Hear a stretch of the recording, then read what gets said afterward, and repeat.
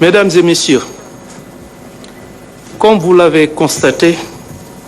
la Cour des comptes vient de déposer les résultats de l'audit du rapport sur la situation des finances publiques au titre des gestions de 2019 au 31 mars 2024. L'exploitation de ce document a permis de relever qu'en dehors des taux anormalement élevés de la dette, des manquements graves qui pourraient revêtir diverses qualifications pénales ont été constatés. Du faux en écriture, faux en informatique, détournement de deniers publics, escroquerie portant sur des deniers publics, blanchiment d'argent et enrichissement illicite, complicité et recel de ses chefs. Ces faits pourraient, à l'analyse, impliquer diverses personnes, notamment d'anciens ministres, des directeurs généraux, des comptables,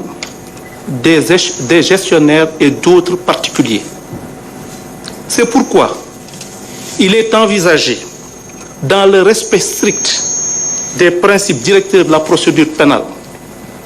notamment la présomption d'innocence, le respect des droits de la défense, le respect du principe du contradictoire, la mise en œuvre diligente de toutes les mesures judiciaires nécessaires à l'élucidation de ces faits, l'identification complète de tous les responsables de ces irrégularités et leur traduction devant les juridictions répressives compétentes. Pour ce faire, des enquêtes exhaustives et approfondies seront diligemment menées pour retracer les finances illicites, identifier et entendre tous les auteurs, co-auteurs et complices présumés en vue d'engager des poursuites devant les juridictions compétentes, notamment la Haute Cour de justice, le pôle judiciaire financier. L'opinion publique sera tenue informée de l'évolution de la procédure. Mbokk yi ni ñu ko nemmeekoo ñun ñëpp ëttu attekaay bi ñuy wax Cour des comptes moo doon saytu maanaam ni ñu téye woon sunuy koom-koom ak sunu alal ngir nemmeeku ndax niñ ko jëfandikoo dëppoo na ak sart yi nga xamee ni yoon moom la tëral. Bi mu jeexalee saytu bi nemmeeku nañ suñu jëlalee bor bi nga xamee ni bii dafa jéggi dayoo te ñu gàllu ko sunu ndodd, nemmeeku nañ ay jalgati yu am solo yoo xamee ni yii suñ ko saytoo day xeetoo ak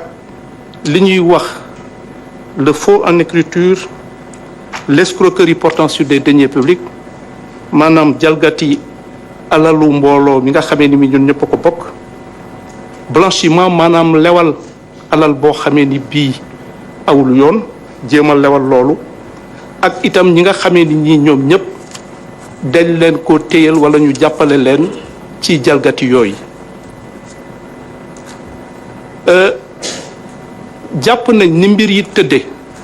te ñu xam ni Cour des comptes dafa nekk organe de contrôle, maanaam saytu boo xamee ni bii ni ma ko waxee woon ci sa njëlbeen ga c'est une juridiction crédible, maanaam dafa nekk ëttu attekaay boo xamee ni bii anam yi muy liggéeyee day nekk anam yoo xamee ni yu leer naññ la, yu dëppook yoon, ak te it ñu moom seen bopp ba nga xamee ni kenn du leen xolloo fu ñu bëggul xool wala fu dëppoowul ak yoon. te ñoom bi ñu nemmeekoo bi ñu paree ci loolu li ñu jàngat boog ci njëlbeen gi moom mooy mën nañu jàpp ni am na ay kilifa yu mag yoo xamee ni ay ministre ñu woon ci nguur gi nga xamee ni gi moo fi newoon, wala ñu nekk ay directeurs généraux de société, ay comptables, des gestionnaires ak ñeneen moo tax am nañ yéene bu tar suñu nangulee ñëpp ñi nga xamee ni ñii war nañ leen déglu ci te muy la présomption d'innocence maanaam ñu njort ni laata na at na wala li nga xamee ni lii dañ leen koy tuumal ak aussi seen àq ak seen yelleef ñu sàmmoonteeg ñoom si lu wér am nañu yéene bu wér ak bu tar boo lépp li nga xamee ni lii war wala képp koo xamee ni kii am na ci cër ñu war koo déglu ngir seet lan lañ koy war a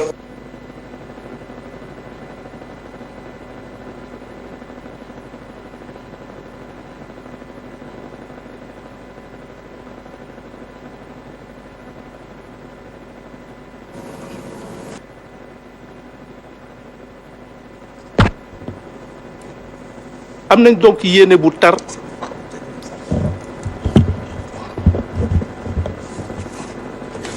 am nañ yéene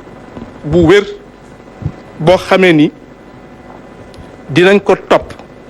saytu ko ci anam yu leer nañ ba képp koo xamee ni kii laale nga ci lépp li la xamee ni yoon tëral na ko walla war nañ la kaa teg ñu teg la ko ci anam yu leer nañ te du tere lépp li nga xamee ni sa àq la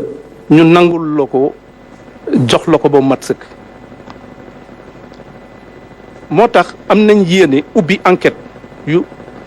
yoo xamee ni dinañu jéem a toppaat alal boobu nga xamee ni dañ ko jalgati topp ko si anam yoo xamee ni ku nekk dinañ xam fan la jaar ak ki ci laale te su loolu wéyee dinañ leen jébbal su saxee ëttu attekaay bi nga xam ni moo ko yelloo atte mu di la haute cour de justice maanaam ëttu attekaay boobu nga xamee ni dafa am ñu ko tax a jóg wala mu nekk le pôle judiciaire financier bi nga xamee ni daanaka léegi ñëpp xam nañ ko ci dëkk bi maa ngi jël engagement ni mbir mi dinañ ko jaarale ci yoon ku nekk ñu jox ko àqam ak yelleefam te saa yu fuñ ci mënti toll dinañ leen xamal fiñ ci toll liñ ci def ak liñ ci yéene maa ngi leen di sant leen gërëm jërëjëf. jërëjëf monsieur le